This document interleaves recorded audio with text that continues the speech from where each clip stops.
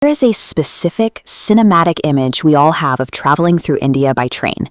You picture yourself sitting by a window, watching lush, green landscapes blur past while sipping a hot cup of chai. But looking at the data reveals the raw math behind that dream. Every single day, this system moves 18 million passengers across a sprawling network of 20,000 individual trains. This photograph of a station platform shows exactly what that density looks like on the ground.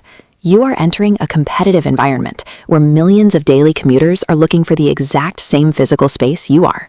Because of this massive volume, boarding a train in India is not something you can just improvise. Navigating a system of this size requires a deliberate strategy. The reality is that the beautiful scenery and local culture you want to experience are often separated from you by a wall of logistical friction. Before you ever see a train, you navigate clunky government booking portals, fend off aggressive station touts, and manage your personal safety. Then you hit the booking screen, which confronts you with an alphabet soup of ticket classes. You have to decipher the difference between 1AC, 2AC, 3AC, sleeper class, and chair class, without much context for what those codes actually mean. Your environment on board stems from 3 specific decisions you make during the planning stage: your ticket class, your booking pathway, and your route selection. Making the right choice guarantees comfort and security, while the wrong one turns an adventure into an exhausting endurance test. This quadrant chart evaluates Indian railway ticket classes on 2 practical metrics: physical comfort and environment. Down here, sleeper and second class offer the cheapest fares and most direct exposure to local daily life, but that cost savings comes with trade-offs. You are traveling with 0 air conditioning in temperatures that regularly hit 40 degrees Celsius, with no privacy and a higher risk of petty theft. Up in this corner are the 2AC and 3AC overnight classes. These cabins are climate-controlled, provide clean blankets, and the environment is isolated from the open crowd. Once you identify the class you need, you face the hurdle of actually securing the seat. The IRCTC government booking system often places travelers on wait lists that look impossible to clear. The solution for international travelers is a system called the Foreign Tourist Quota.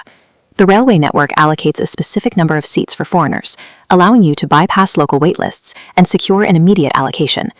Paying the slight premium for an air-conditioned class and utilizing that tourist quota turns a stressful, uncertain gamble into a locked-in guarantee. Even in the better classes, solo female travelers face valid anxieties about personal privacy and unwanted attention during long overnight trips. Looking at this cross-section of a carriage, you can see why the specific bed you book matters. By requesting the upper bunk, you remove yourself from direct aisle traffic and the sightlines of anyone walking through the train. The immediate trade-off of the upper bunk is that it physically distances you from your heavy luggage stored under the bottom seats. You secure that luggage with a heavy-duty safety chain to lock it to the racks. For your passport, phone, and wallet, you sleep with them physically on your body in a neck pouch. In this photo of a standard sleeper car, implementing these security measures is difficult. The open, non-AC berths make bag monitoring much harder. Personal safety on these routes requires an active strategy. You cannot simply expect privacy. You have to engineer it.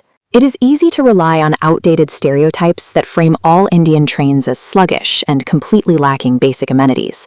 Look at this photograph of a river ferry ghat. Historically, reaching regions like the Northeast meant relying on unpredictable, weather-dependent river ferries to transport everything. Look at this wide view of the Brahmaputra River today. The infrastructure has been massively upgraded. Regional hubs and river corridors are now fully electrified. Booking a ticket on these upgraded routes means you are traveling behind high-speed electric locomotives and arriving at stations equipped with air-conditioned retiring rooms, modern dormitories, and Wi-Fi. The route you select directly dictates whether you experience the slow, historical crawl of the past or the speed and hygiene of the current system.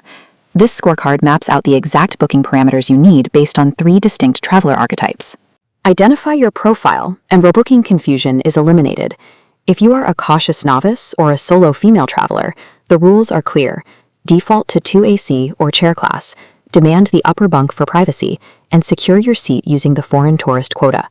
If you have high travel anxiety, your ultimate fallback is to outsource all of this friction completely.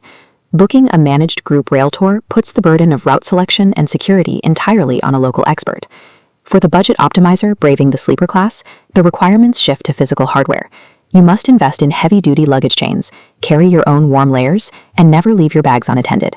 By aligning your personal risk tolerance to this matrix, you guarantee that you are boarding the specific class that serves your actual needs.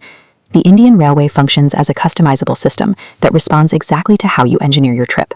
When you prepare the right inputs, booking the correct classes, bringing the right locks, and understanding the quotas, you filter out the chaos before you even reach the platform. With the logistics handled, the friction filters out. It leaves you free to experience the movement of the country from the window, turning a complex transit puzzle into a definitive part of the journey itself.